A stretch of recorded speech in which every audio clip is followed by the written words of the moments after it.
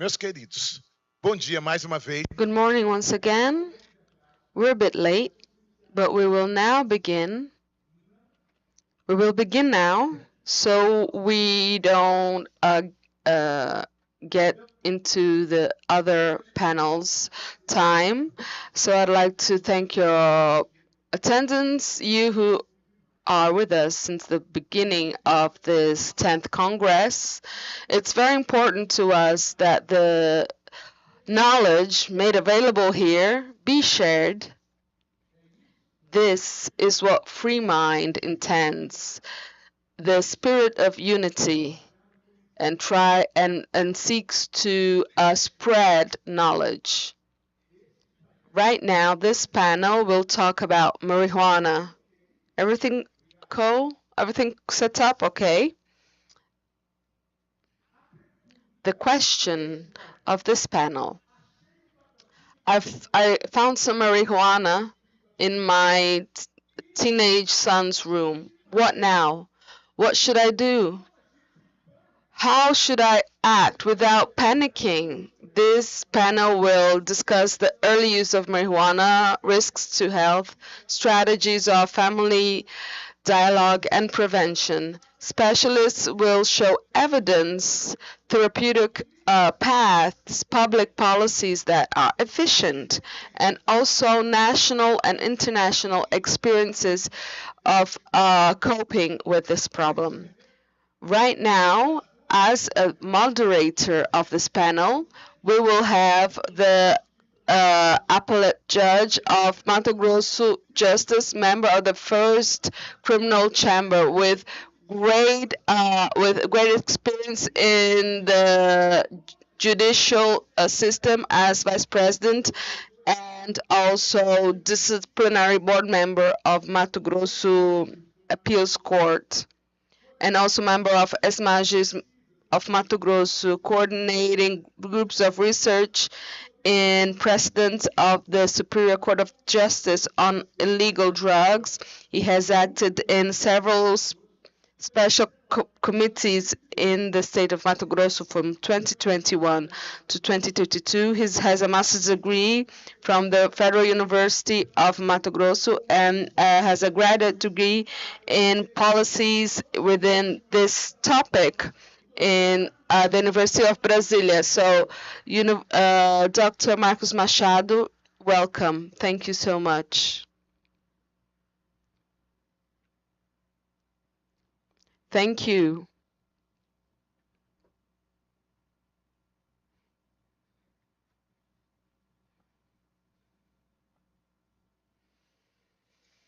So I'd like to say hello to everyone and thank Paulo Martelli for the invitation and opportunity. Also thank all women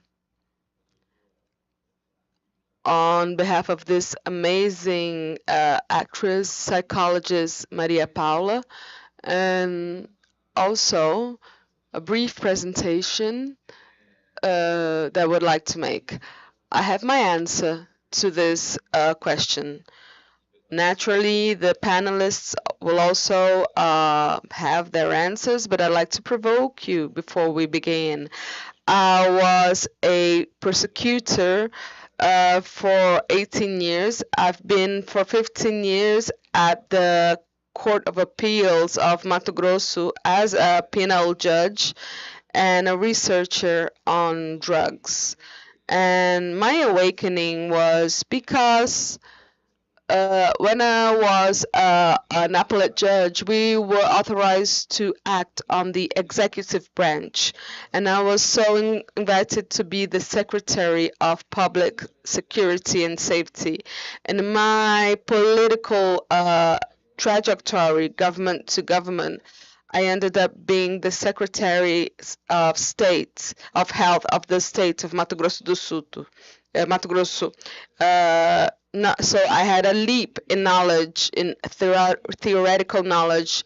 And then that is where I understood what repression was. And on the other side, what it was prevention and treatment. So when I went back to act once again from in the criminal scope, I was allocated in a court dedicated to repression of drug repression. And then this young, really skinny guy walks in. I was at the hearing room, and I told one of the clerk to the prison's agent and said, "This, you got into the wrong room. This young man is probably from a court, a children and teenagers service court. He shouldn't be in handcuffs." And the agent said, "No, he's 18 and he has been they filed a process against trafficking." And then that's when this desire arose on me of how this young man's weak, I would say, looking as a child, was already involved in traffic. That is when I started my research in 2007, which resulted on paper that I would like to draw here, and also my doctorate thesis, from dependent to drug dealer, where I made this comparison study with Portugal, Montevideo, Bogota, to understand who was the user, who was the chemical defendant, who was the dependent dealer, and who was just the dealer. So I'd like to also listen and provide to you guys this humble study paper that I created, so you can read, criticize, or maybe absorb something. So I'd like to call to the stage Professor Andrea Galassi, an associate professor of the University of Brazil and coordinator on the Reference Center of Drugs and Associated Vulnerabilities, a master's and doctors at the Medicine School of the University of Brazil, and she's also a researcher in the area of drugs and the therapeutic uses on drugs policies and the therapeutic use of cannabis. Welcome, Professor. Also, I would like to call to the stage, I hope I pronounce his name correctly, Professor Kaidan Kaloperakis, who is the president of Serious and the directing manager of WFTC, acting in the dependency field since the 1980s. He's a member of KITE, one of the greatest organizations on the treatment of drugs in Europe. He's an international lecturer and author of several scientific papers and professor in Greece and abroad, and he's part of several important committees related to the certification of therapeutic communities, and he's a president of the Federal European of Therapeutic Communities. Welcome, Professor. And now I'd also like to call on stage Dr. Psychiatrist and Pediatrics, Dr. João Lutufo, one of the main representatives of the Brazilian Society of Pediatrics in combating drugs, alcohol, and other drugs, responsible for the Center of Fight Against Drugs and Alcohol for Teenagers, and member of the Tobacco Committee. He's a clinical director of the University Hospital of São Paulo, founder and director of the project Dr. Bato reference in the fight against drugs for high school, and ending a psychologist, a psychoanalyst, neuropsychologist, and he is very experienced in act as a professor at the Inspirar College. Is also an legal expert, civil and criminal legal expert for the Court of Justice of Pará, national counselor and coordinator of FEBRAC in Pará State, and a national member coordinator of the state of Pará, and also has a master's on he's a specialist from PUC Minas on the fighting against the use of drugs and alcohol. Thank you so much. Please also come to the stage. Dr. Andrea needs to leave early, so you can start. Thank you. I have a presentation. If you could put my presentation on the screen, thank you so much. Thank you so much. Fantastic. Good morning, everyone. I'd like to thank the invitation to be here to talk a bit about this topic. I am a professor of the University of Brasilia. I requested that they kindly let me speak early because I have a class to teach at 10. So I was invited to talk a bit about from the perspective of prevention policies, public prevention policies for people that use marijuana. And I organized this presentation. I will speak up to 20 minutes most, where I will also talk about the other use of marijuana, the other uses other than marijuana, which are alcohol and tobacco, just so we can have a look that is a bit more looked into perspective when we talk about teenagers and young adults. So to think a little bit about this, we have this Congress with people from other countries that are here that bring share their realities to us.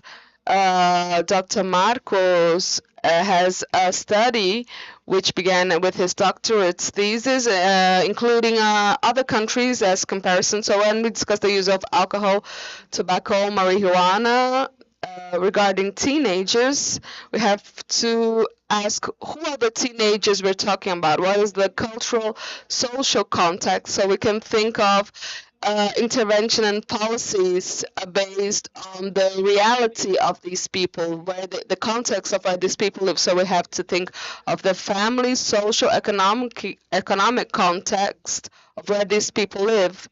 And in the case of Brazil, we're the 5th largest country of the world, so huge geographical dimension. We have several Brazils in Brazil. We usually say that. So it's important to look at this because an intervention, a possibility to a specific region, and it's cool because we have people from Pará, Mato Grosso, several regions of the country in this Congress, so we have to think of the perspectives that are targeted based on the context where you live regarding prevalence on the use of drugs and the socio-economic historical context. So we have to always have that in mind when we think about prevention policies for these teenagers.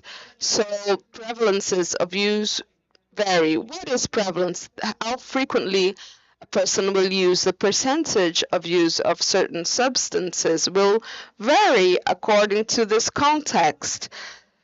So we need to think of public policies to answer these contexts based on the risk perception that these teenagers have regarding the substance and the availability of these substances. So it's the first slide to provide an overview to reflect when I think of policies of prevention and care of teenagers that use, or teenagers in general. They're not necessarily using the substances, but at this moment in their life where they're developing, they may have a contact, which is the closest contact. He may have the first contact. This first contact usually happens when they are teenagers. So it's important to think of all these aspects before we start imagining of an intervention or prevention policy to this audience. So I'll talk about alcohol, tobacco, and marijuana and the use of them to provide perspective. Of course, you'll have other places and spaces to talk about alcohol, tobacco. I will mention them just to reflect on them. So when we think about the use of substances among teenagers, alcohol is the most consumed substance in this audience. By far, it's the substance that Brazilian teenagers consume among all drugs. And we have some percentages here. The prevalence of use in lifetime prevalence. When we ask, have you ever used alcohol? And the person says yes.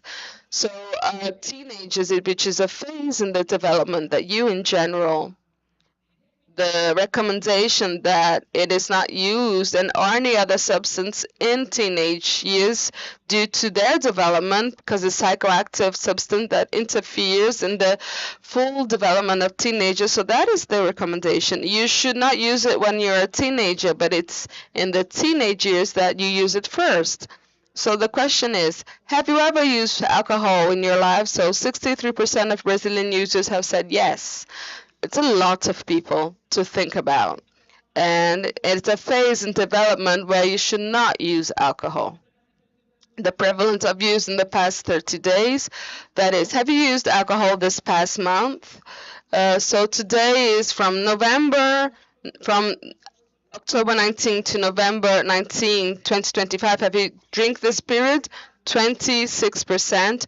And binge drinking, which is the most important data, which is what worries in terms of public policies, which is the use that any person, whether a young adult, an adult, or a teenager, drink 4 times or 5 times more doses. A dose is a beer can, wine glass, or something like that. That's a dose. So binge drinking is when a person drinks 4 or 5 times more doses in a period of 2 hours. That's the concept of binge drinking. So we might be thinking when we go to barbecue in 2 hours, I might drink 2 hours. In 2 hours, drink four beers of can. So that's the concept. So it's consumption. When we say consumption, a large part of Brazilians are not away from binge drinking, which is concerning. And it's a concern we have a lot. Where it was expected they did not use, nearly 14% said they use in this binge drinking. This shows that most has experimented and a significant portion continues to consume regularly and abusively. And then I brought tobacco again for us to have reference, considering that tobacco is my presentation on this perspective of public policy. Tobacco is a policy that's successful here in Brazil. It's recognized worldwide. So we have that manifested among teens as well. Teens use less cigarettes. As you can see, throughout the last 30 years, only 3.3% of teens said they used tobacco, they smoked. And about marijuana,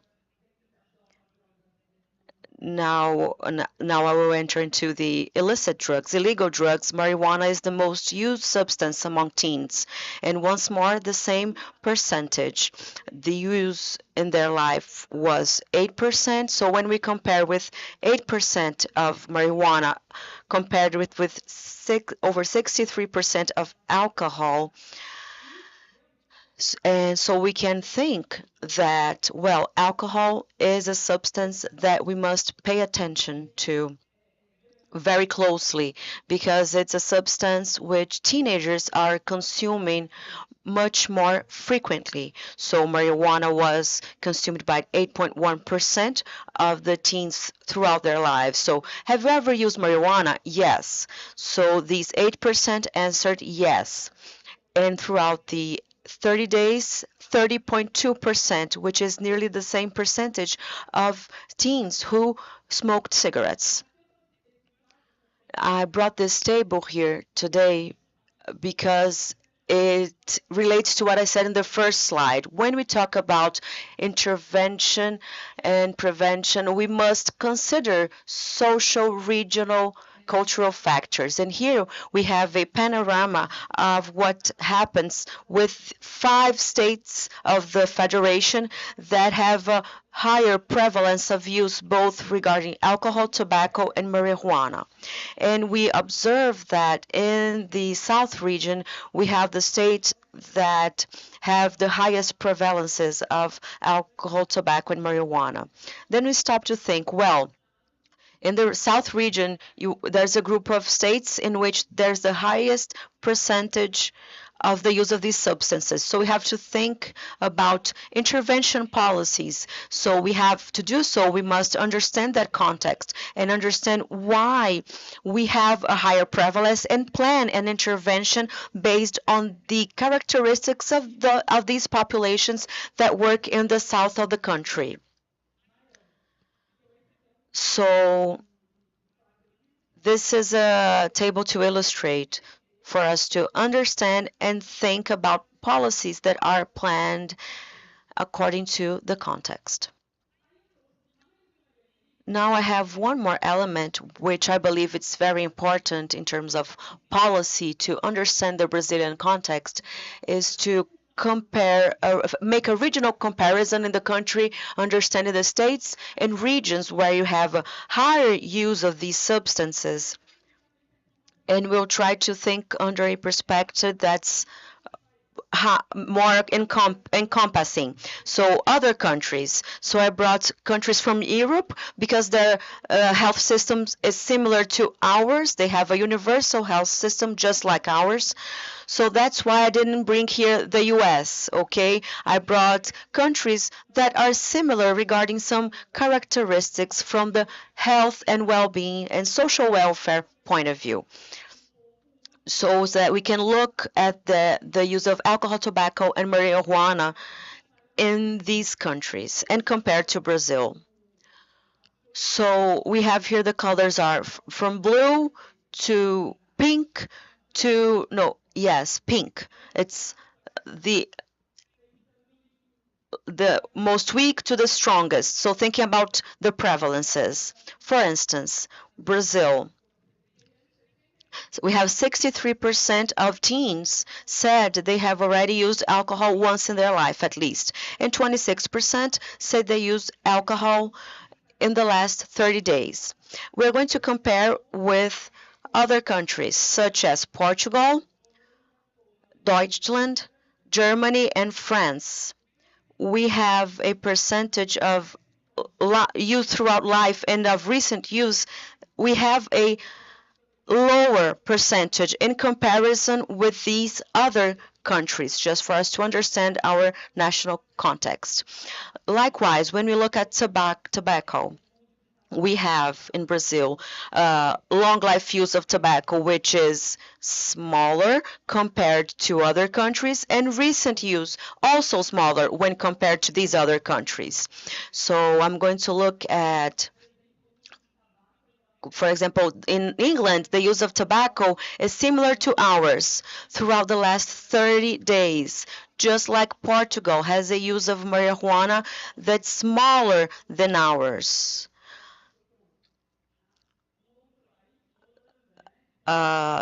Deutschland, which has public policy that's known for being more permissive, especially regarding marijuana. We observe that you have higher levels of tobacco, and I'm sorry, it's Netherlands. And France has the worst tobacco scenario, and the use of marijuana, which is also intermediate. So it's nice to have these comparisons. In short, we can say that Germany has the highest consumption rate. Tobacco is France, and marijuana is France as well, the highest rate of consumption. So because I thought, about bringing countries that have welfare states similar to ours for us to compare and reflect upon these data. So moving to think about the data I brought, we must think that prevention, when we talk about teens are people who should not have contact with these substances considering their phase of development. And that's why you have 3 levels of prevention, which I believe you discussed this or will discuss and have knowledge about it, which is universal prevention, in which you direct it to the entire population in general. You have much more disseminated campaigns without specifying certain the characteristics of a certain region. So a general campaign for the population of teens. Then you have selective, which is focused on teens who present greater risk of starting to use of substance. So you identified some issues like family history, and then you identify that the family context is a context that poses risk. Therefore, you design actions of prevention aimed at these teens who you consider that are under higher risk of using that substance. So that teen did not start to use, but you have risk that you have identified. And there's the indicated prevention, which is for these people who are already using. And therefore, you must design a planning to avoid them to develop a state of dependency. So you do that planning according to the context and the audience you are targeting so that you will have more effective responses. So a type of prevention does not exclude the other. You work with these three levels of prevention, focusing on those teens who are already using. You want to, of course, avoid the development of dependency. I will speak very quickly. I see that my time is over. I think yesterday Senadi was here, talked about the policy it has been developing.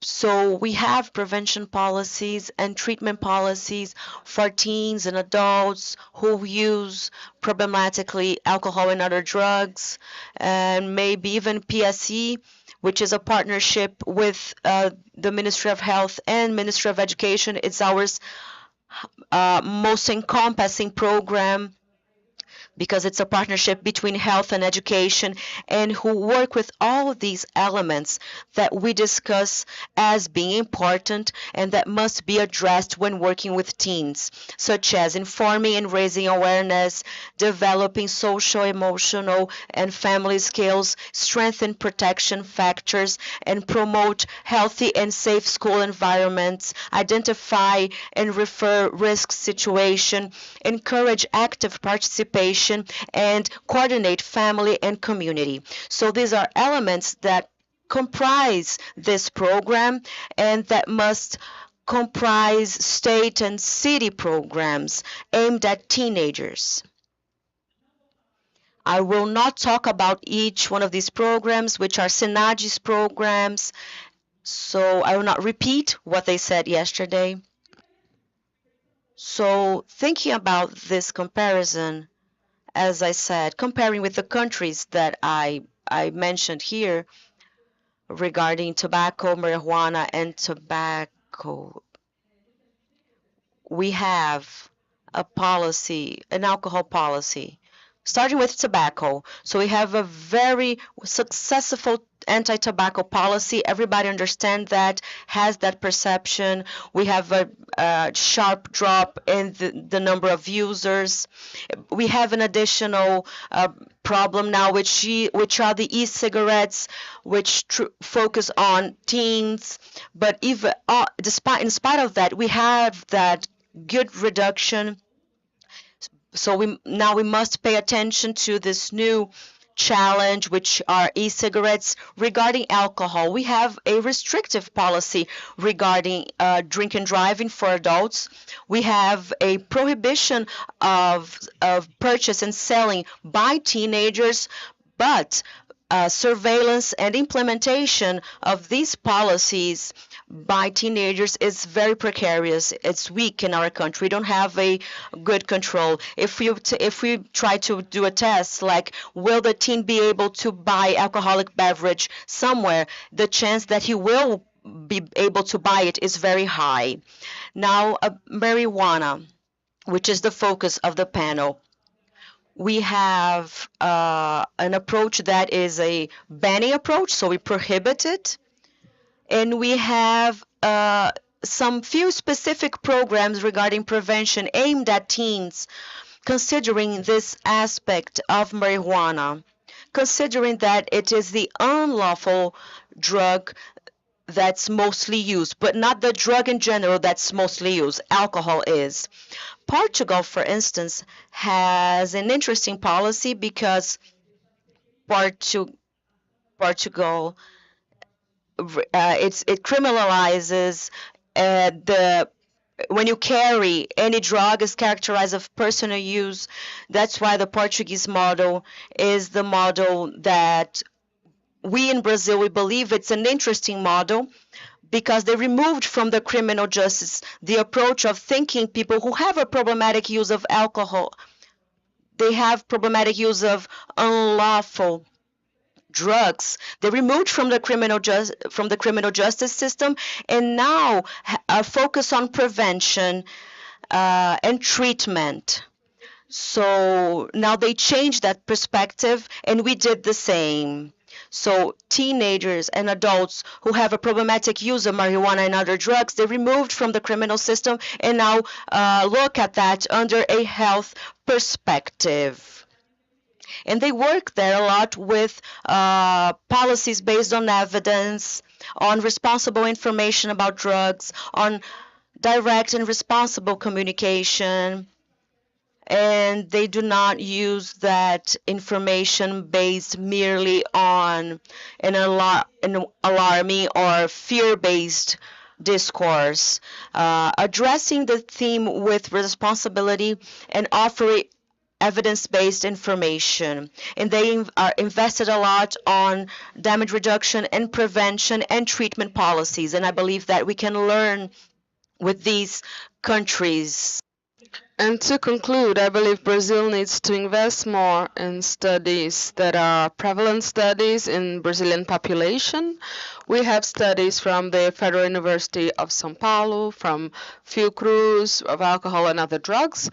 But these studies always says, oh, they make it 10 years, and 10 years later another national study about how is the consumption going of alcohol and other drugs in Brazilian population. If there's a long, large gap between a study and another, it's hard to understand what's happening with the country, what are the regional differences, how is consumption in the regions, to actually have evidence-based public policy design for that specific region. So investment studies of national studies of the use of drugs on Brazilian population, we really have to insist on that so that it becomes a recurring study or studies. So it's very important that we have such strategy, and also inter-exchange and exchange with other countries so we can inspire to bring and adapt to our country. We have ALOS program, Familia Fortes program, which are prevention programs and are international programs that were validated for Brazil and adapted to our culture and that have good results. So to conclude, and now I conclude my presentation, which is to say we have marijuana consumption that is low, but in general, alcohol and other drugs in the country, except alcohol, because alcohol, in fact, is very heavy, binging, a heavy consumption, but marijuana is smaller consumption among teenagers, but that does not mean we should not delve into that. All teenagers need to be considered in this sense because of the risks. So we have to think of a policy of intervention and prevention on the use of marijuana targeted to teenagers and understand the regional differences of the country in this sense. We also have to create evidence-based public policies, and for that we need evidence, and we do have that. We have national studies, as I said, but these studies need to be recurrent, as I also said, and then plan adequate intervention for the Brazilian population.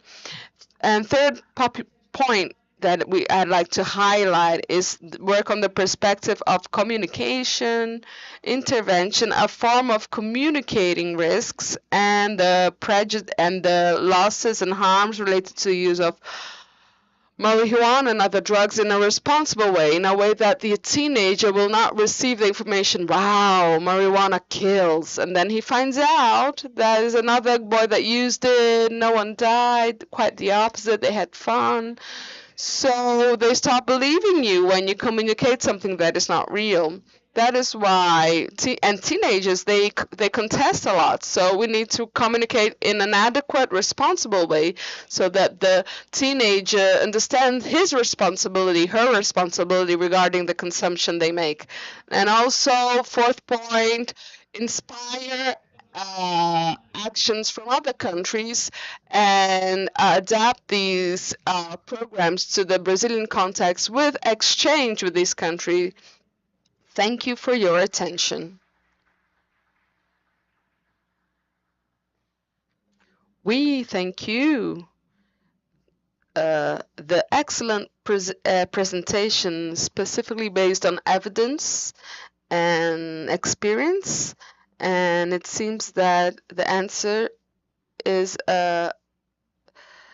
to consider the social context and not consider things in an isolated way, and that communication based on evidence, measures, and a lot of dialogue, and in fact understanding the effects of this use, that's the path for parents to take when they find their teenagers using drugs.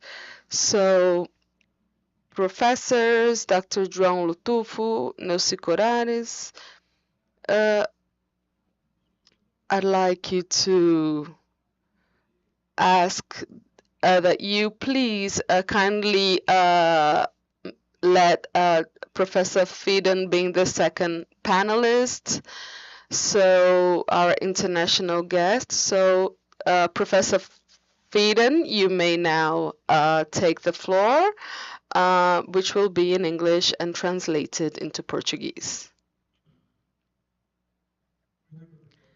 Thank you very much. Bom dia. Bom dia. All right. Okay. No português. Inglês. Desculpa.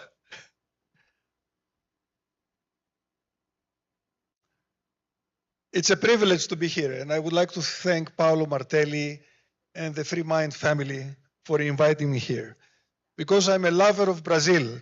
These are two of my heroes, and this is not AI produced. This is a true picture. It's Tom Jobim and Pelé.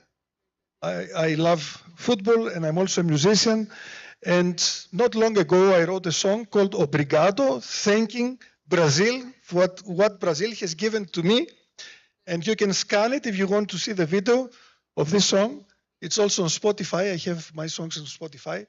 So I really appreciate, and I'm very grateful for being here with you today. Now, I want to make some things clear, because I would make a few statements, and I would share some thoughts, some reflections of mine with you. I'm not an academic, although occasionally I teach at various universities and I have done research. I'm not a politician, although twice I ran for office without success, I have to admit. I am the director of the World Federation of Therapeutic Communities. I'm a therapist. So whatever I say is from the perspective of a therapist who lives in Greece, who lives in Europe. Now, this is from the 2025, the most recent report of United Nations Office on Drugs and Crime, UNODC. And as you can see, this is data from the year 2023. We had 316 million people in 2023 used substances, 244, 3/4 used marijuana, used cannabis. This is, I think, very crucial to understand. And now from the same report, you see the light green is people who are in treatment because of using cannabis. Let's keep this in mind. Remember, I told you I'm a therapist, and this is my perspective. So there are many people around the world who are seeking help, seeking treatment, because cannabis use has become problematic for their lives, okay? And I would like to share three statements starting. Now, because I know it's a very hot subject, if I'm not mistaken, Parliament will be voting these days about, right, decriminalization or criminalization about cannabis. So it's a hot subject. Let me share three statements, three thoughts of mine with you. First of all, I think that the discussion about criminalization or decriminalization should not be the central one. This is not the most important question. Of course, the legal side is very important, and we need good and fair laws. But the main discussion, the main narrative is why people want to escape this reality. Why especially young people want to escape the reality that we have created by using substances. This is, I think, the most important question, not the legal dimension, which is important, okay? This is number one. The second statement I would like to make is that decriminalization will not make things really better. It is a naive concept, in my opinion. The intentions are good, okay, but I think it is naive. Substance use, not only cannabis use, is a very complex phenomenon, extremely complex phenomenon with many layers, with many dimensions. So let's keep this in mind. There are no magic solutions. There are no magic laws, okay? And the third one is, I think nobody should be put to prison because he or she is using substances. Nobody. I repeat this. I think it is stupid, if you ask me, but more than that, I think that is wrong. It is ethically wrong to put someone in prison because this person is using substances. I'm not talking about selling and dealing. That's a different story. I'm talking about using. These are the three statements that I think that will become more obvious during my presentation. Now, what's happening in Europe? In Europe, last year, 2024, we estimate that 8.4, almost 1 out of 10 people aged 15 to 64 used cannabis. Now, this is more about younger people, 15 to 34 years of age, 15.4 used cannabis. And when we get lower and lower, 15 to 25-year-olds, we see that 18.6 used cannabis last year. These are very high numbers. And this is Europe. I told you I'm going to present you mostly the European situation. Now, this is my city, Thessaloniki, Greece.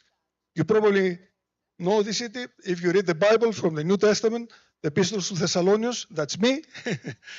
And this is Thessaloniki. This is really where I was born. Exactly this neighborhood, that's where I was born and where I was raised. You can see the ancient ruins. We used to play football in those ancient ruins. And you can see the cannabis shops, they're everywhere. And it's not just in Greece. All over Europe, this is the reality. This is right across from my office. It's an automatic machine that sells. You can buy cannabis paraphernalia. Okay? And this is everywhere. Not only in Greece, in Europe. This is a shop where you buy tobacco, newspapers, chocolates, you see? And you can see all this marijuana or cannabis together with alcohol, of course, cannabis paraphernalia. And they are sold everywhere legally. Anybody can go and buy them, okay? This is reality in Europe right now. In the Czech Republic, they're selling cookies, which are very dangerous, but I'm not going to go into that. So you get the idea. Now, some observations. Cannabis is not bad. Cannabis is not good either. We cannot characterize a substance. Substance is matter, is a thing, is something neutral. It's the use of the substance that can be characterized as healthy or as pathological. So we should not demonize substances. For example, there is a medical use of cannabis, not the one that has tetrahydrocannabinol, THC. But these are some cases that we use cannabis for medical purposes. Now, we need more research about this. Okay, there's not enough evidence to prove that in all those cases, cannabis helps. But for example, my daughter, who is 26, she suffers from multiple sclerosis, and she's advised to drink some, and it seems that it helps. So cannabis is not a demon. It's not bad. It's not good either. It's what we do, how we deal with the substance that can be characterized as healthy and unhealthy. Now, addiction is mainly a biopsychosocial phenomenon. There is a strong biological dimension. It has to do with our brain. It is also a brain disease. It's how our brain works. But it's also a psychological dimension, very strong. We use substances so that we won't feel the pain, the emotional, the psychological pain because of our traumas. So it's like a way of self-therapy. But it's a social phenomenon. People were using substances in antiquity, many civilizations. Greek civilization was using substances, but for religious rituals, for 2-3 days. What changes is during the 19th century, we have a drastic, a radical change in the way we live. We even call it a revolution without being a revolution. We call it the Industrial Revolution. Because of steam, the discovery of steam as a source of energy, life changes. People leave their villages, their natural environments, and they go to big cities because the factories are there. And they go by train, the steam again, right? And they feel nothing. Their life becomes meaningless in these big cities. So what do? They drink alcohol. In China, they use opium. So it's because of the way we live that people also end up use substances. So there is a strong social dimension as well. Now, these are the harms that we know that cannabis can really harm you, and especially when you're young. For example, I'm 66 years old. If I smoke a joint next weekend, nothing would happen to me.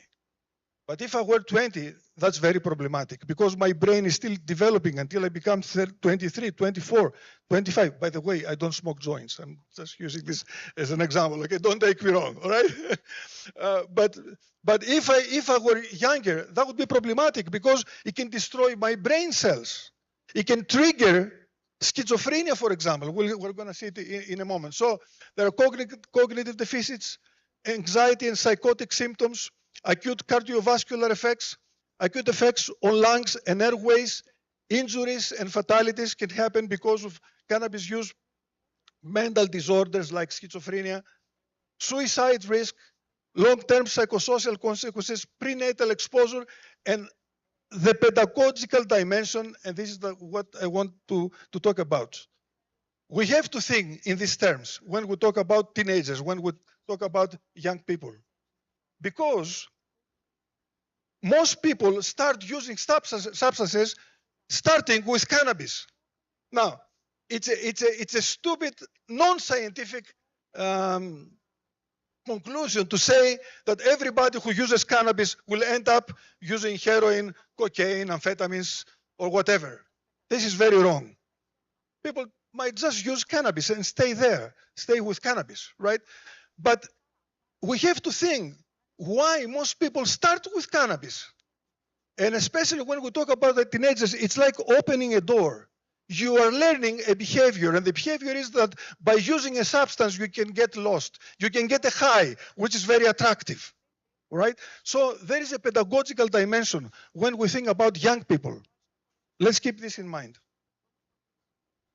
And also, now, because it's more socially acceptable to use cannabis, our response, especially if we are parents, comes late. I remember 20 years ago, parents would come to me and say, Fedon, our son is doing heroin. I said, just a moment, how do you know this? And they say, well, we found a packet of Camel cigarettes, Because he's smoking, you think he's going to do heroin, Now, because my generation, our generation also used cannabis, we're quite relaxed about the whole thing. So our response usually comes very late when we deal with cannabis. Let's keep this in mind as well. But the most important thing is this. This is The Independent, is one of the most known newspapers in England. And I was in Heathrow Airport flying back to Greece. It was a Sunday, and I saw this. It was a Sunday edition, and it says Cannabis and Apology. This newspaper in 1997 organized the biggest rally for decriminalization of cannabis in England in front of Buckingham Palace. Thousands of people there. 10 years later, the same newspaper comes and says, sorry, we made a mistake. We made a mistake. Why? Because we have many teenagers with psychiatric problems. Teenage schizophrenia is the issue, not legality, says the editorial there. Because cannabis use can trigger, when you're younger, when you're under 25, can trigger some mental situations in your brain. So let's keep this in mind as well. And I'm going to finish, I usually do this, we'll finish with some Greek words, okay? I come from Greece, and this is a free lesson in the Greek language. And the first language I'm going to use is the word agapi. Agapi means love, but like amor. But in Greek, we have 3 words for love. The one is eros, erotic, sexual, romantic love, eros, right? The other one is philia, meaning friendship, or I like something. The word philosophy. Sophia means wisdom. Philosophy is the friend of wisdom, is the person who likes wisdom. And the third one is agapi. And agapi in Greek does not mean something nice that I feel for you. It's not an emotion. It is a choice. It is a choice. It is an act of will. I choose to love you. So when we're thinking of our adolescents, when we're thinking of young people, again, I'm talking as a therapist, when we're thinking about people who come to treatment, we have to think that love is a choice. The second word, you have it in Portuguese, idiota, correct? Idiota, yes? See? See, yeah? It's a Greek word, again. But in Greek, even today, in modern times, does not mean stupid, does not mean idiot. It means private. Think about it. It means private. But it comes to mean, if you are private, when you keep to yourself, when you don't relate, when you don't feel that you belong to the others and the others belong to you, that you're an idiot, that you're stupid. So I would like to encourage us, all of us, no matter what our profession is, we might be therapists, we might be people working in prevention, we might be educators, people working in harm reduction, people teaching at universities. Let's not be idiots. We need each other. Let's collaborate. Let's create networks. I think that's one brilliant dimension of what Freemind is doing, is bringing all of us together to talk, to discuss, to disagree. It doesn't matter. But to be together and face the problems, social problems, together. So let's not be idiots. And the third one has to do with my profession. The word therapy, it's also a Greek word. Therapist is a Greek word. It appears in Homer. You know Homer, the poet, the blind poet who wrote Iliad, the beautiful Helen, Trojan War, Trojan horse, and Odyssey. Here, this is the Ulysses building. Ulysses, the hero of Odyssey, going home, right? And that's where the word therapist appears for the first time in Greek literature. But there, therapist is not therapist. Therapist is the servant of the warrior. Remember, we have a war in Troy, right? So the therapist is the person who helps the warrior put his armor on, because the armor was very heavy. It was metal. It was very, very heavy. So somebody had to help the warrior put the armor on. And when I thought about this, that really made sense to me and gave meaning to what I do in treatment. This is what I am. I'm a servant. I'm a servant. I know this is the experience for you. I know it's for me. Many times people come and say, thank you for saving our son. And it's okay. People are grateful and I accept this. It's a gift and it humbles me. But inside me, I smile. I mean, really? I saved your son. I can hardly save my own self from my own demons. Never mind saving someone else. Because the temptation is there to think that I'm so important, that I'm like God, that I'm a savior because I help people, right? No, no, no, no, no, no, no. All I do is serve these people. That's what I do. I equip them, I help them put their armor on so they can go out there and fight their own fight. They're going to fight their own fight, not me. They might lose, they might die, or they might win, but it's up to them. My responsibility is to be just a humble servant, to equip them in a way that the fight would be fair for them. Okay? That's all. So, muito obrigado. Thank you.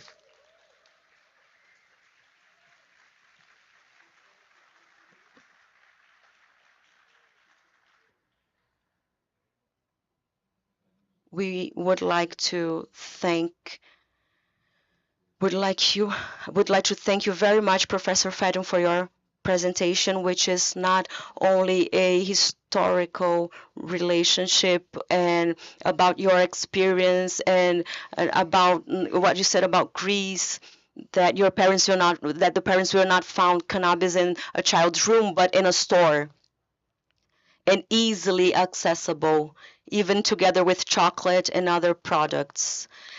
But here, the message you leave is the message of love and cooperation in relation to people, which I believe that's the spirit of Freemind, and the lesson that involves the concern with cannabis in adolescents because they are growing.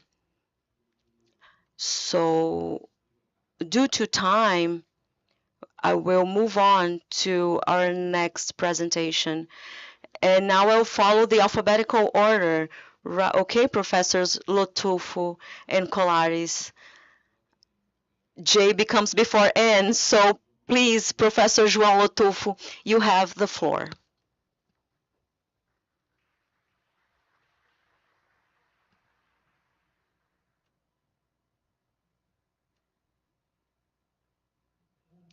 Thank you.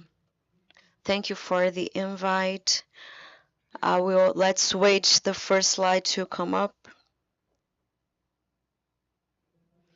Actually, I'm a pediatrician, pneumologist, and I entered this fight against drugs through nicotine.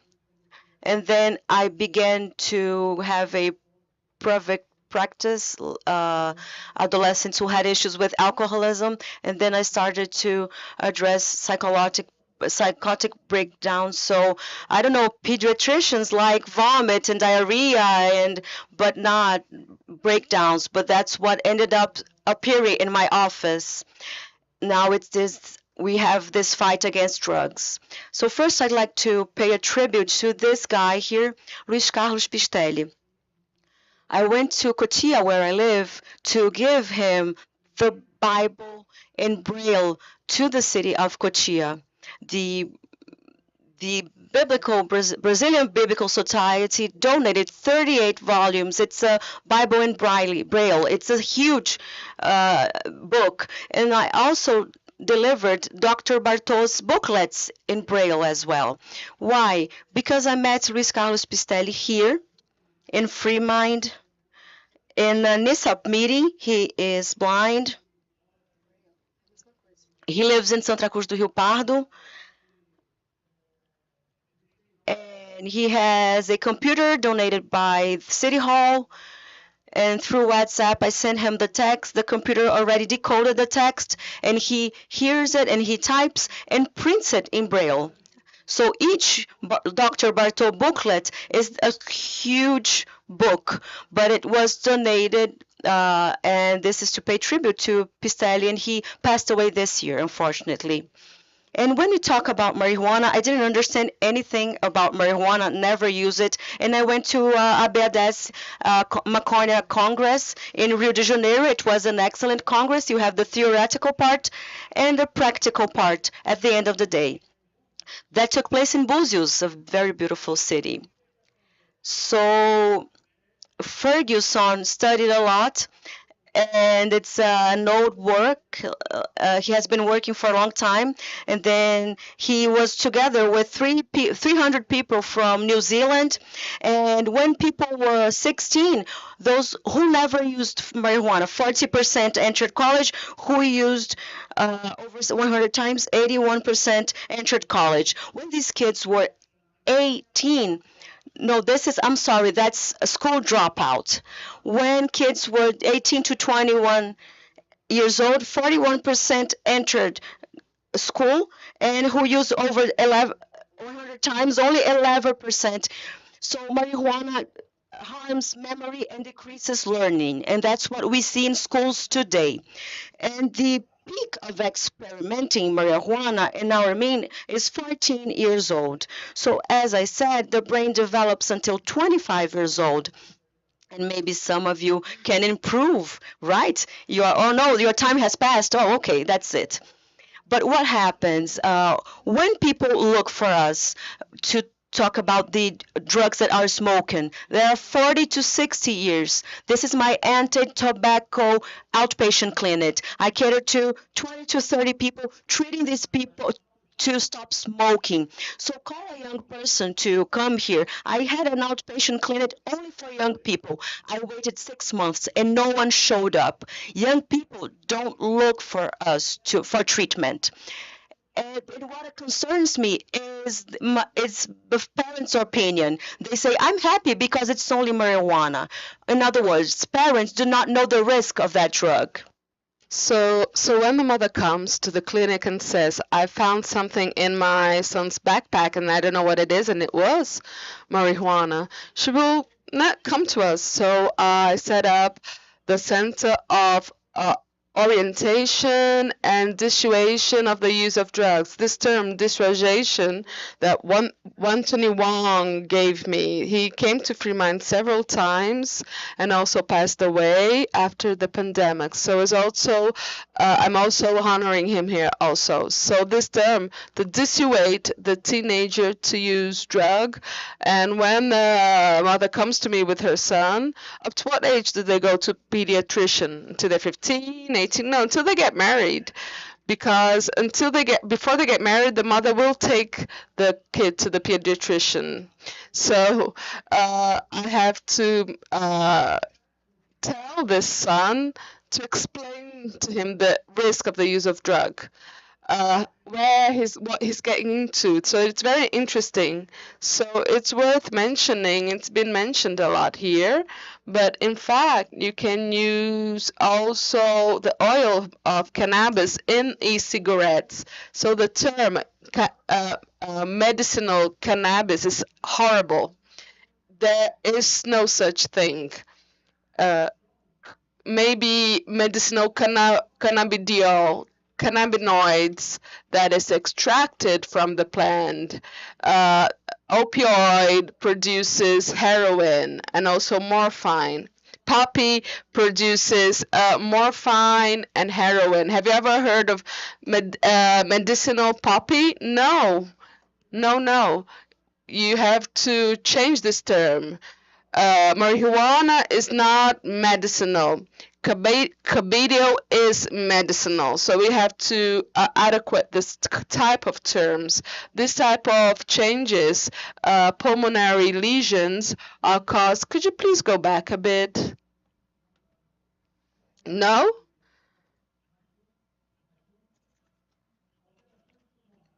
Pulmonary changes. So when you associate, of course, cigarette is going to cause more pulmonary changes. Because marijuana, you're going to smoke twice, and cigarettes, you must smoke 20, usually 6 cigarettes a day is what they smoke a lot. And actually 6 packs, 3 packs a day. So over 10 cigarettes a day can cause pulmonary lesions. So if you have friends, families with psychiatric disease, tell your teenagers not to use it. marijuana because it can anticipate and exaggerate the psychiatric disease. And so we have to look at the family history. So if you associate cannabis with nicotine, then the pulmonary lesions will become worse. And we also have certain things that are the following. I work with children. I'm a pediatrician. And today we have the ADHD, autism, intellectual deficit epidemic. So we have to always remember to ask, was there the use of drug when the mother was pregnant? Because the use of drug in pregnancy will increase the risk of all these diseases where the public network, we have no infrastructure or facility to send a patient with ADHD, autism, or intellectual deficit. So here we received this award by the chief of police, Olimpo, which is an award for people that work with preventions. So our educational works, it makes us, we understood from that it takes 15, 20 years to change social behavior, but a rigid law makes this change very quickly. You cannot see anyone smoking here because it's forbidden, and I'm very proud because I was part of this law, of creating this law. But now we have a bill to regulate the use of alcohol in Congress, and no one of them is actually and this bill is never voted, and everyone knows why, right? And you still find mothers that give 2 cell phones for their children, one to give to the teacher because it's the old one, and another one for the kid to use at the lunch break. It's a bit more rare. So just to conclude, rigid laws change behaviors quickly. The use of marijuana has increased the fatal driving accidents. And because when you use a specific drug, you end up using other drugs too. So many of the accidents we have today in Brazil, for sure, marijuana is one of the causes too. 20 to 30% of the population becomes dependent. Traffic is interested in this population that is going to consume 90% of the drugs sold. So regulating in Uruguay and in the pharmacy of the government, you buy marijuana with 2% of THC and sometimes up to 14–50% of THC. Traffic will not stop producing drug dependents to consume their products. So we have to be careful with this agenda. Is it good or not to legalize it? So you have candy with marijuana, cake with marijuana.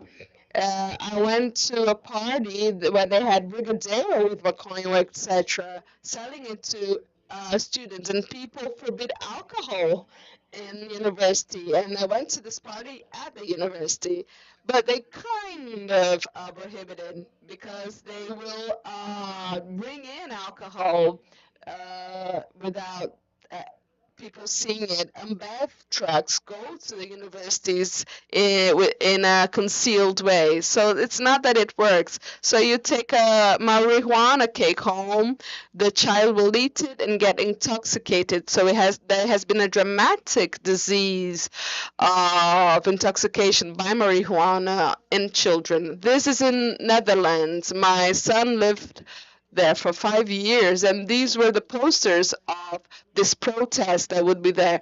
€5 in fine if you drink on a public space. If you throw a can on the street, €140 a fine. If you piss on the street, €140 fine. It's here in Brazil. The city hall would, earn a lot of money, but there are no rules. But when there are rules, Brazil does not like to comply with the laws. So to talk a bit about alcohol, I like showing to the students, I like showing this to the students. If you drink, your brain reduces 2 to 4 millimeters in IMR, and it takes 7 months to go back to the normal size if you do not intake alcohol in these 7 months. Saying that to a young person is very interesting. A young person, a teenager, I have a newspaper that I use of an accident. The car caught on fire at Raposo Tavares Highway, and in this accident, the child's parents died because this other driver was completely illegal on the highway because the guy drank. He thought it was okay. He was on the wrong lane and in this accident, and he drank and drank more and think nothing will happen. And why does he think that? Because he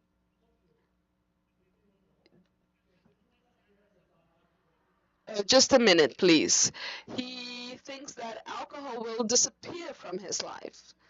That's real.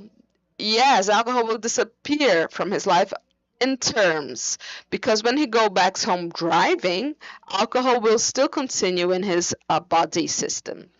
It is in his body system, and we have a really huge price to pay because of this. So this is our prevention work, the work of Dr. Bartol. I don't have much time to say much of it, but in medical literature, there are several studies about the efficiency of brief counseling. So I'm not lecturing schools. I'm doing a series of interventions at school throughout the years. It's different. So 5 telephone calls per day has reduced tabagism, alcoholism against 33% of the control group. 5 interventions. In 5 interventions, I can end 30% of tabagism, 18% of alcoholism. And here we have the program at the lectures at school. They invited me to go, and I said, no, I'm not going, leaving my family, my grandchildren. I'm not going because the parents that go to these lectures, they already know everything. The ones that need to see the lecture will not go. But they insisted. And I said, if you have 20 teachers there, I will go. And then when I arrived at the school, that was the size of the audience. So you have a principal that, in fact, acts and is advocates prevention. She's able to make this audience of 200 people be there on a Saturday morning. So the math teacher was the guy. A question on the table. If you smoke 2 packs a day, each pack 10 reais, how much will have he costed if he smoked 20 years? So a lot of money, right? So this was discussed in a classroom with the math teacher. So in a June festivity party at the school, parent came to me and said, Doctor, are you the doctor of the use of drugs? And I said, no, I'm against the use of drugs. And he said, man, when I lit a cigarette, he will ask me for a new bike because he says I'm spending too much money on cigarettes. So, it's working. This is our work in the neighborhood of Pompeii. This Japanese guy, Jorge Nijipura, owner of a truck company, he has 5,000 employees in a 24,000 inhabitants towns.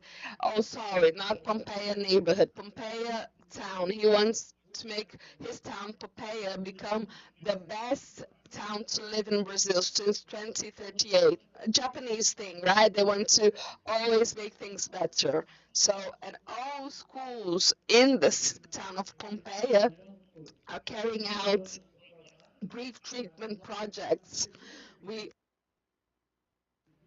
have the week of drug prevention program, and the teachers will continue with the work. Yes, the town of Santa Cruz do Rio Prado.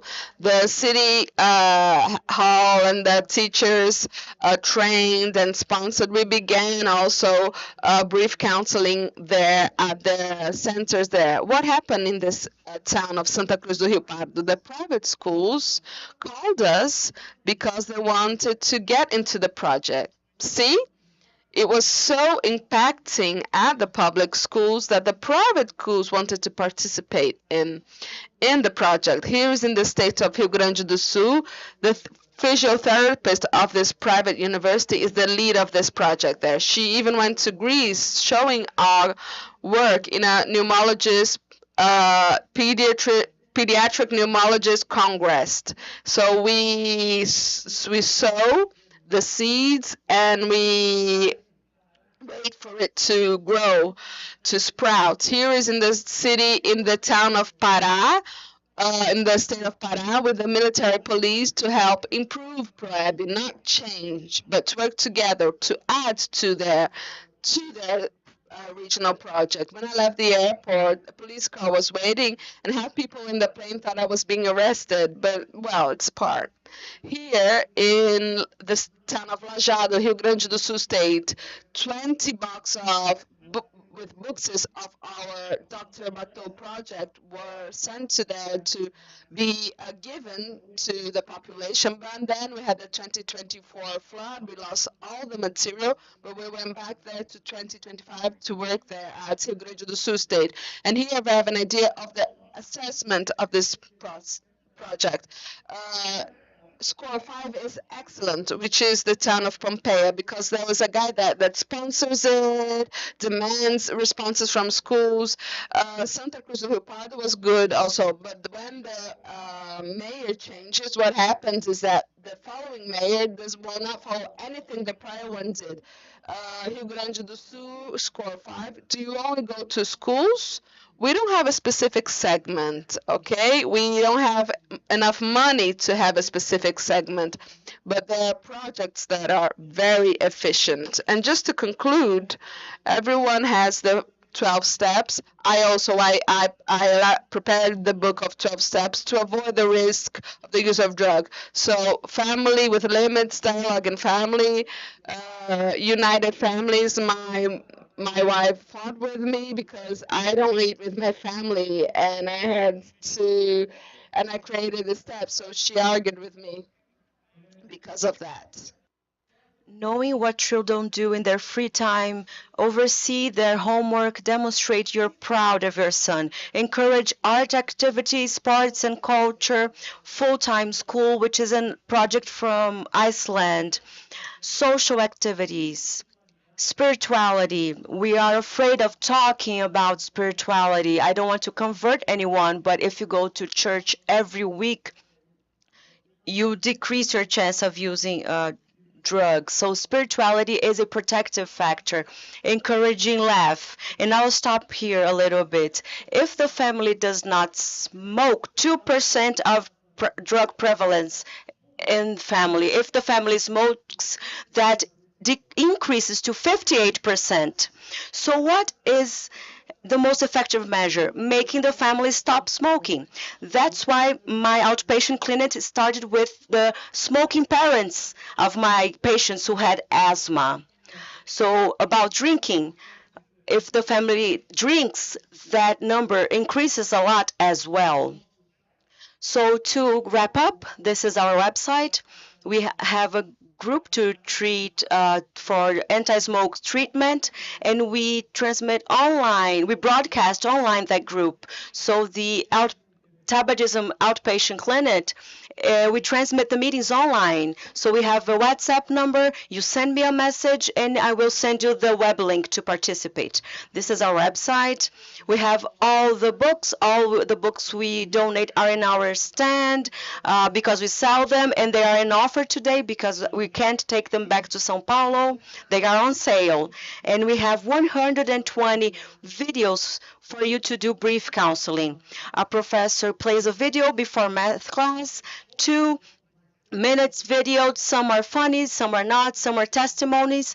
And then the professor holds a 3-minute discussion. In 5 minutes, brief counseling is done. These are the materials we distribute. Children love them. And thank you very much.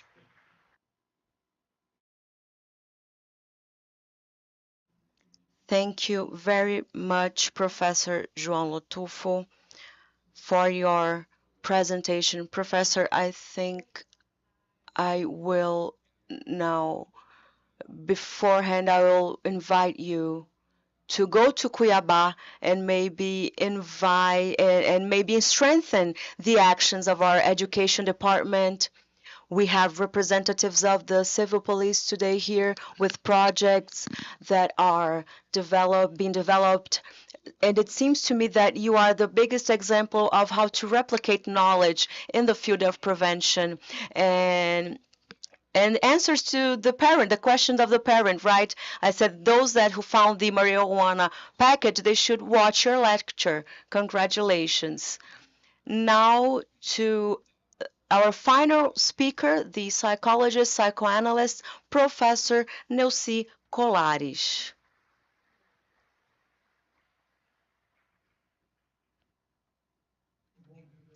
Good morning, everyone. You guys, I'm in trouble today because talking about these three excellent, amazing, knowledgeable people, that's a lot of responsibility, but let's go. As I wait the slide to come up, Dr. João talked something about the prevalence of use among children of smokers. There's a book by Dr. Isami Chiba, who has already passed away. It's a very good book called No More About Marijuana in Young People. If anyone wants to look, I don't know if you can find it in a printed version, but maybe you'll find it online in PDF version. And he establishes that relationship in in one short chapter in which he says, smoking parents, their children usually use marijuana. And he does that reflection. It's a very interesting book, both for professionals and anyone who are interested on the topic. So only to let's talk a little bit about adolescence, to talk about how young people relate with marijuana. And I will briefly address that from the psychoanalyst perspective. Adolescence is a time of grief and being reborn, both physically and psychically, in which the children has no longer that child's body, is living that grief of that place of being a child as that person is entering and being reborn into adult life. And then it says goodbye to its old body and starts its transition to its new body, their new body. So as a rule, it's a phase of development in which they feel an emptiness, and they want to fill that void with feelings of belonging and identification. That's why very often they move away from their family. So family must keep close to them to work on that, so that these adolescents will not seek belonging and identification elsewhere, but seek the values they have already learned are maintained and are not in disadvantage regarding other cycles, either in school, social environments, virtual environments, because we know that today is a very important environment for teenagers, which may lead to consumption and of alcohol and cannabis. So to fill out this void, you have the affection of parents or family members, mothers, fathers, extended family, who worked in the formation of their self, and they must establish limits and set their values. So they will try to preserve what the intra-family group has brought in relationship to what the outside of the family group brings, especially when we talk about values brought by their peers. Parents, they will not be the same, usually they're not the same as their parents' values. And this takes place in a moment in which they feel confused, and then which can become overpowerness, and then it's that's when they can start using substances and maybe become a relationship of dependency. I'll move on to the next slide because our time is short. We'll talk about common conducts by parents and family members. The most common behavior is denial. When they find that pack of marijuana in the middle of their kids' things, they deny. And it's who here works directly with young people, your clinic, therapeutic communities, CAPS, etc.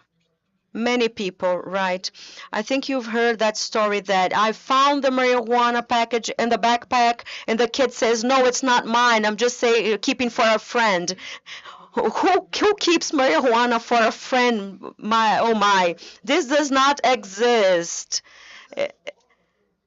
And this time, due to the need and the despair, actually, and the need to believe that that young person, your kid, is not using, parents believe in them. Another mistake parents make is to give little importance or underestimate. But there's the other extreme point is over-dimensioning without knowing the extension of the problem. In my office, it's very common people to come to me and say, "Oh, there was a person who was found with a small pack of marijuana or a joint," and parents already seek my office seeking to validate or wanting a referral for someone, for that young person to go to a hospital. So, but sometimes that's not necessary, because if I refer a young person because they are consuming, I mean, they're not, I'm saying consuming, they're not dependent, or do not have a comorbidity. So when I send them to a hospital, to be committed to a hospital, I'm using what should be one of the last resources to treat something that can be treated outside without limiting the movement of the kid, without breaking family bonds or moving them away from their family. So we must have this perspective of making a good previous analysis, a good case analysis before making any therapeutical movement that may lead to harm the recovery of that patient. Another common behavior, it's to feel guilty or victimize oneself. For example, I'm talking about the parents. I mean, the parents keep blaming themselves, or you cannot say that is a normal phase of development and wait for a magical situation, a magical cure. So we cannot normalize. We have to act. People talked about spirituality and faith, and I believe that it's a powerful instrument, but it's a powerful instrument when accompanied by action, when it comes together with action and to doing something for recovery, about recovery.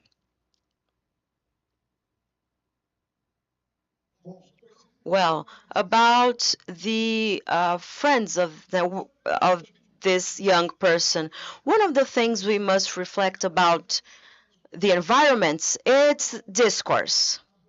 When I address young people about their use of marijuana and I will condemn their colleagues, I must understand what's good or bad for that individual, for that kid, what's good or bad according to his perspective.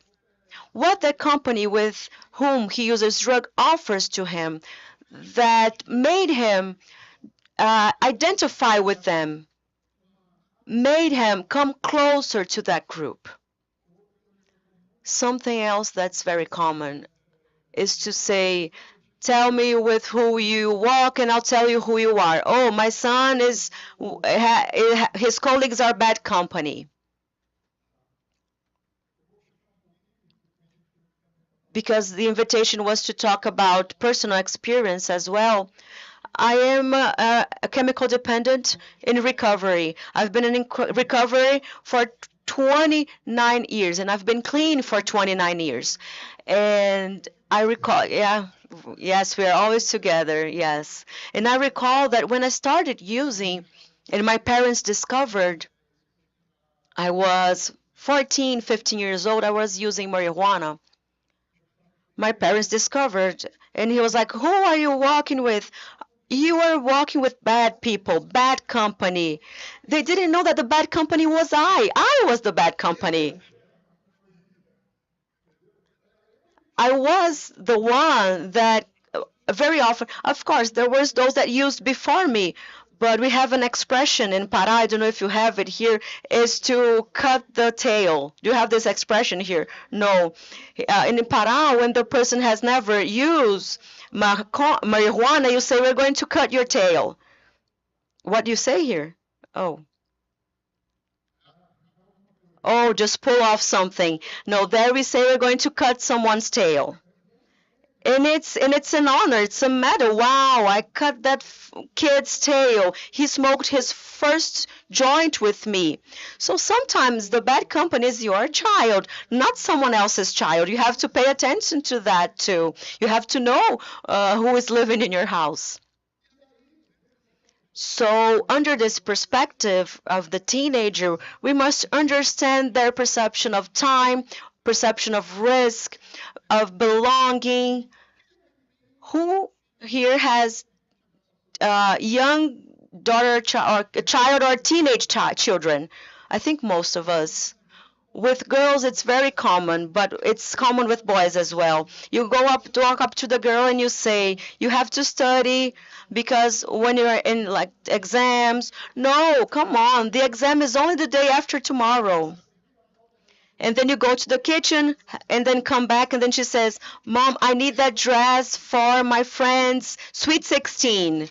Girl, but it's only 3 months from now, so it's almost tomorrow. So the perception of time of teenagers is different. It's different from ours. I work at the justice courts, and I stayed working for a long time in childhood and teenagers, working with minors. And I worked with protection, but also adolescents who had committed crimes. And there was a controversial discussion, but it's valid as well, about the increasing time of punishment in case of social educational measures or reduction of criminal age. And then we cannot compare spending 1 year, 2 years, 3 years in a unit, a closed regime unit for adults. You cannot compare. The time of teenagers run differently, and it runs differently in all aspects of their lives, including use of drugs.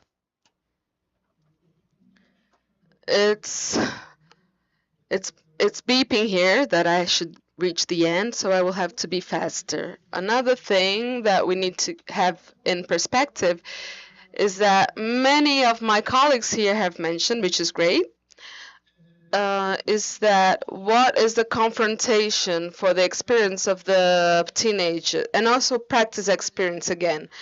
I said this at home. My wife was really angry with me, and I said, for people that don't have a problem with drugs, and you say to this person, marijuana is bad, it doesn't cause an effect on this person. For the person that's still using it, has not lost or been harmed, marijuana is really good. To smoke a joint is something very pleasant. The person that has a negative experience in their first uses will not repeat it, will not repeat the use. The person that repeats the use is the person that tried it and liked it at their first experience. So it's no use going to this teenager with no problems and says drug is bad. It's not create in this teenager a feeling of staying away from the drug. It's other things. It's a prevention programs, treatment programs that will have an effect.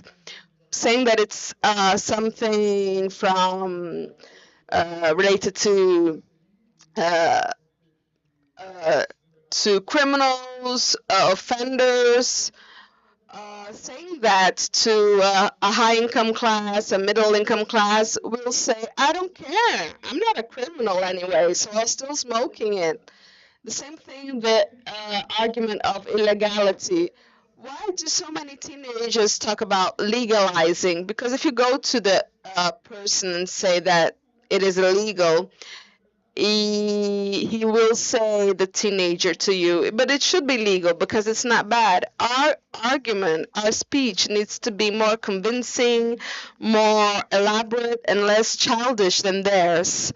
Saying no just because no does not work. Not even for children that works. If you say to a child, Dad, can I have the dessert before lunch? No, why not? Because I say so. Because I say so is not an answer. Who never heard something like that? It's true. Because I say so is not an answer. We need better and more elaborate answer than theirs. And harm to health and possibility of dying is also ineffective. I'm 50. I knew people and friends that died because of drugs, alcoholism, but it was when I was 14, 15, 16 years old. That didn't mean anything to me because I didn't know anyone that died at that time. So the CID of 1990, 91, and 92, when I was from 15 to 18, saying that drugs kill. No, it doesn't kill. My friends here use drugs and they're all alive. So I recommendation to parents: don't act out of impulse. Seek help of a qualified expert, and with their help, understand your specific family dynamic. How is your kid? How are you, your family? What are your dynamics? Are you and your and the mother divorced, separated?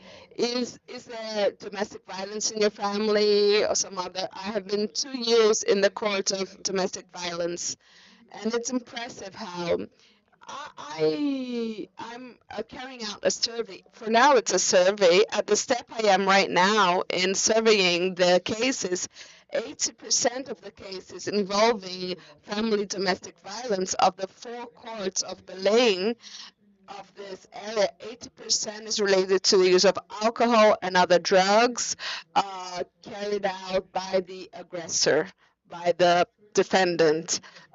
Start going to self-help group for families, strengthening your support network, and also being assertive, talking to your son, your daughter, in a way that is not dramatic at all, but at the same time, not reducing the importance of the topic. And finally, having a conduct regarding a clinical visits, creating with a doctor, reading of the family and social context in which they inserted, managing the therapeutic treatment, helping all disbelief and untrust reduce or eliminate. So you need to know how to handle it from the beginning. So establish a trust bond, also making it very clear what are the rules, what do you expect, what they should expect from you. That is to manage the relationship. So have a therapeutic agreement.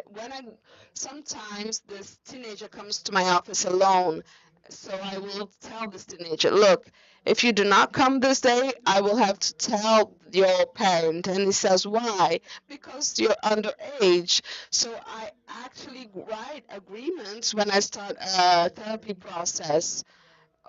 So all aspects need to be covered since the beginning of the therapeutic relationship, and have for oneself and transmit to parents and the person being treated that protagonist is the teenager. Is based on his questions and answers that the therapist will conduct the treatment. This is my contact details: Instagram, WhatsApp, email. Feel free to contact me. I had to hurry up, but I hope I helped, and thank you so much. Wow, we thank you, Professor Colares, for all your legal knowledge.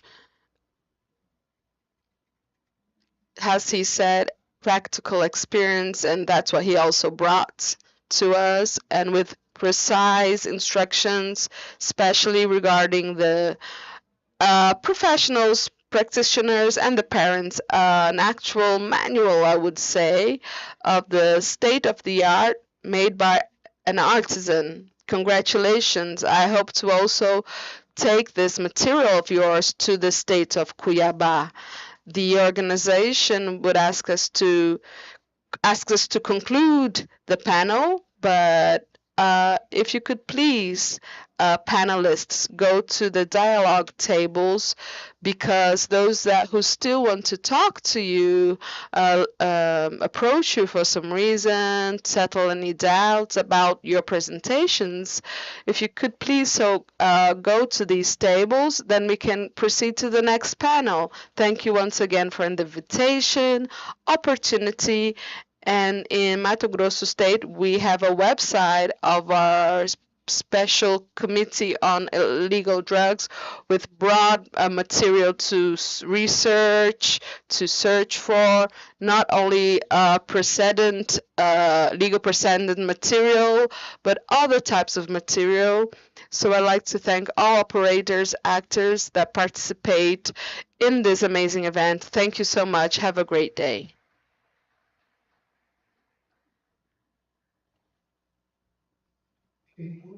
While we prepare for the next panel, Prevention at Schools, we're going to take a picture. Elsie, please. Fiden, Dr. Max, and Paulo, could we please take a picture together?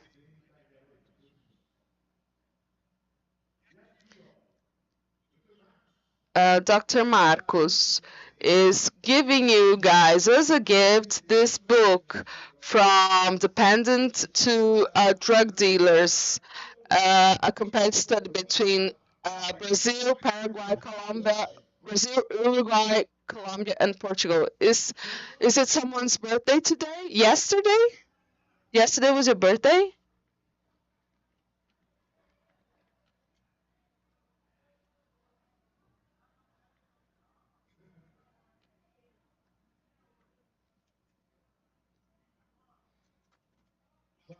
Yes, please. Paula, would you like to say something?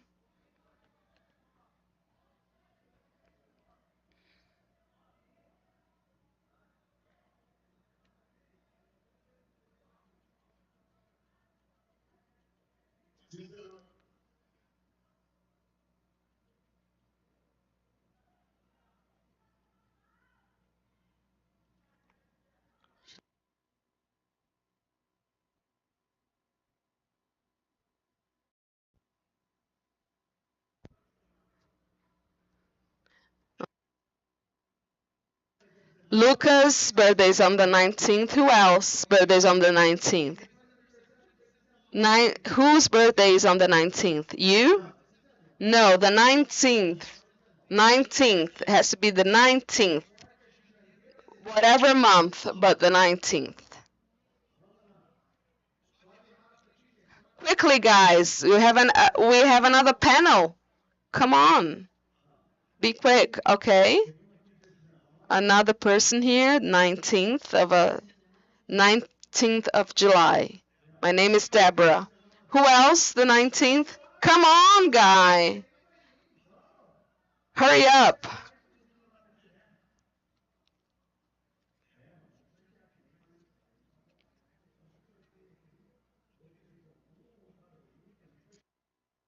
Make a draw here. We have to define the rules. Any month, but it has to be the 19th. August 19th, Raíssa.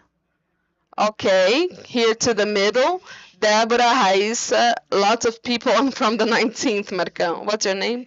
Rosemary, March 19th. Okay. 19th of January. And you? 19th of March. 19th of March. Okay.